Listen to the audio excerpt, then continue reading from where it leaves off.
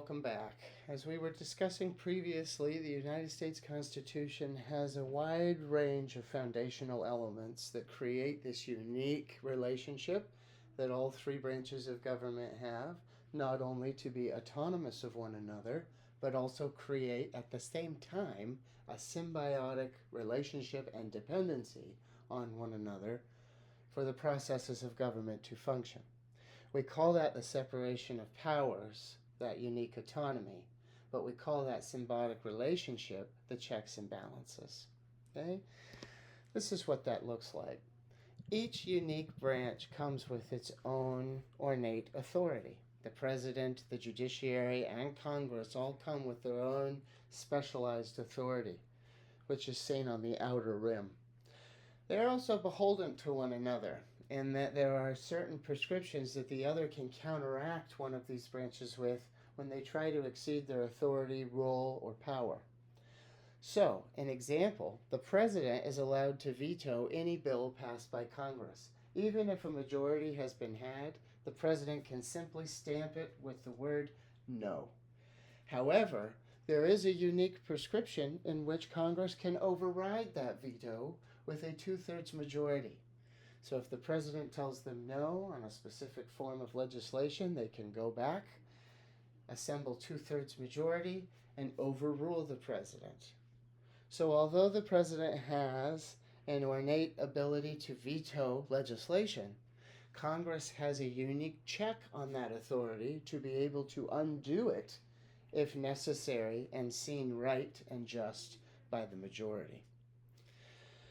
This symbiotic and unique relationship amongst the branches of government is not the only unique foundation of the Constitution. It is also malleable, meaning that it can be changed. Due to the traumatic historical events, changes, and expansions of our nation, our document, our founding documents, must change with it. And in doing so, we have two prescriptions: a way of proposing that change and a way of making it a reality. Both require 2/3 of state legislatures or the states themselves to become a reality. This is a very difficult process, and it is why we have not seen a constitutional amendment in 30 years. Despite that fact, it is a very unique element of this document. The third unique element of the Constitution, right? So it creates this unique relationship amongst the branches of government. It creates this unique process in which we have applied changes and amendments over time.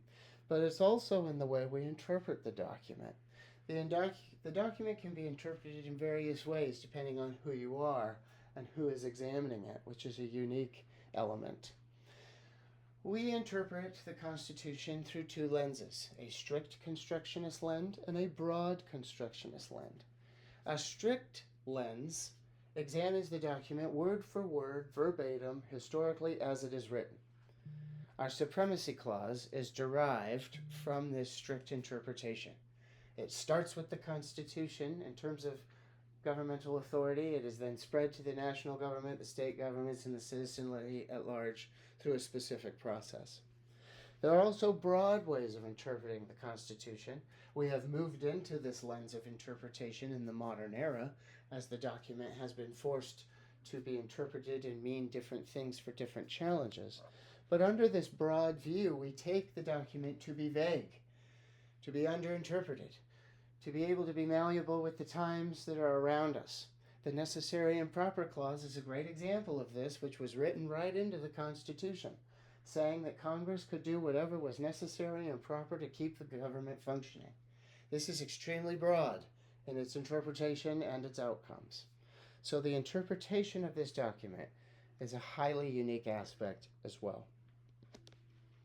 When we culminate these three unique elements of the Constitution, we can then dive into the document, which is quite short. Its preamble, which is incredibly famous and recited around the world, is followed by 7 articles and then the 27 amendments and changes we've made throughout history. Each article focuses on a specific element of government. The first 3 articles are the 3 branches of government. Those that follow outline the relationships between the states. the states and the federal government, how we will change this document over time, and how it will be ratified. Over time, we have added to this document. The first 10 amendments, also known as the Bill of Rights, were added almost immediately. Okay? The Federalists and the Anti-Federalists, as you'll read in Chapter 2, had some immense arguments about the Constitution and it lacking specific descriptions of the rights and liberties that will be obtained by men within society outside the federal government. Thomas Jefferson and the Anti-Federalists felt that your individual liberties and rights were not properly discussed in this document, that it simply focused on the rights and authorities of the federal government. So James Madison, Monroe, others within the Federalist camp come to the concession that they will add 10 amendments to the document in 1781 after it is ratified, known as the Bill of Rights. These first 10 amendments are known as your Liberty Amendments, as we'll discuss in a moment, but they focus on the protections you have against the federal government, like your freedom to expression, right to bear arms, no unreasonable searches and seizures. Amendments 5 through 8 focus on your rights within the judicial system. Amendments 9 and 10 focus on your specified rights as an individual and the rights that states carry if they are not explicitly defined in the Constitution. As we move on to the second set of amendments, amendments 11 through 27, these 17 are commonly referred to as the Civil Rights Amendments, like the Reconstruction Amendments, amendments 13 through 15, which focus on enfranchising African Americans into the class of citizen, the ability to vote, and the abolishment of slavery. The Progressive Amendments around the modern era, the turn of the 20th century, include changes in our tax structure, how we directly elect our representatives, giving women the right to vote, going back and forth with prohibition, and so on. As we move into the closest modern era, amendments 20 and on, we focus on administrative changes that we've had to make historically to our governmental system, like creating term limits for the presidency, which we limit to 2 4-year terms in 1950 under the 22nd Amendment. Then we changed the Voting Rights Act, right, allowing Washington, D.C. to participate in elections and allowing anybody to vote that is over the age of 18, regardless of poll tax, ability to read, all of these other Jim Crow era laws and others that were coming to an end during this period. Ending, of course, in 1992 with Amendment 27 focusing on congressional pay raises and their inability to create them. This is all culminated under that unique relationship we discussed at the beginning, known as federalism. Under a federation, people receive the prescriptions of governance not only from the national level but the state level as well. A great example is that the federal government institutes the funding, allocation of resources, and the infrastructure development of highways and freeways all over America. But it is the states themselves that determine how fast you drive and what you can get pulled over for. That unique symbiotic relationship has a lot of overlap. Some authorities are specific to the state, some are specific to the federal government, and some are what we call concurrent powers in which they overlap. The example I gave you is a concurrent power, as it is one policy area in which they both have an effect over.